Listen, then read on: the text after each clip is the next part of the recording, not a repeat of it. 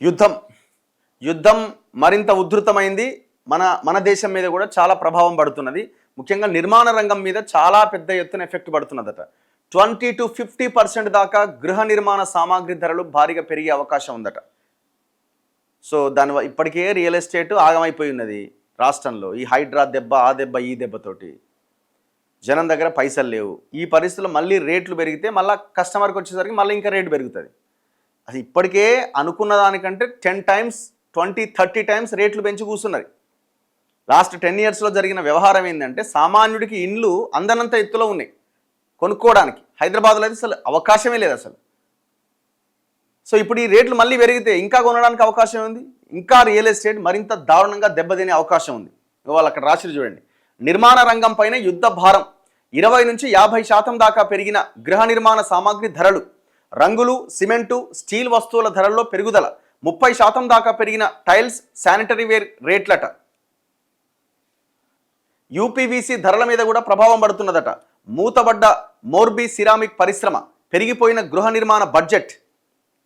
చూడండి ఎంత దారుణంగా ఉందో. పశ్చిమాసియాలో జరుగుతున్న యుద్ధ ప్రభావం క్రమంగా అన్ని రంగాలకు విస్తరిస్తోంది. ముడి చమురు, సహజ వాయువు సరఫరాలో ఏర్పడిన అంతరాయం నిర్మాణ రంగాన్ని కూడా కుదేలు చేస్తున్నది.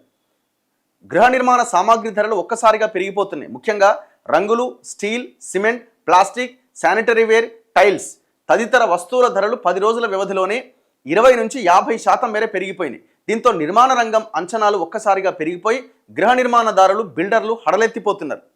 ముడి చమురు సరఫరాలో అంతరాయం రంగుల పరిశ్రమను తీవ్రంగా ప్రభావితం చేస్తున్నది. ఈ రంగుల తయారీకి వినియోగించే ముడి సరుకుల్లో ఈ ముడి చమురు అత్యంత ముఖ్యమైనది కావడమే ఇందుకు కారణం. గల్ఫ్ దేశాల నుంచి చమురు సరఫరా తగ్గడంతో ఈ రంగుల తయారీ భారంగా మారిందని ఆ రంగానికి చెందిన వారు వాపోతున్నారు. రంగు గోడకు అతుక్కుపోయేలా చేయడంలో బైండర్లు, రిజిన్స్ అత్యంత ముఖ్యమైనవి. యాక్రిలిక్, ఎపోక్సీ, పాలియురేథిన్ వంటి రసాయనాలతో ఈ బైండర్లను తయారు చేస్తారు. రంగునిచ్చే పదార్థంలో అత్యంత కీలకమైంది పిగ్మెంట్. ఇందులో టైటానియం డయాక్సైడ్ ఉంటుంది. తెలుపు రంగు కోసం వాడే అత్యంత ముఖ్యమైన రసాయనం. అలాగే ఐరన్ ఆక్సైడ్ను ఎరుపు, పసుపు, గోధుమ రంగు కోసం వినియోగిస్తారు.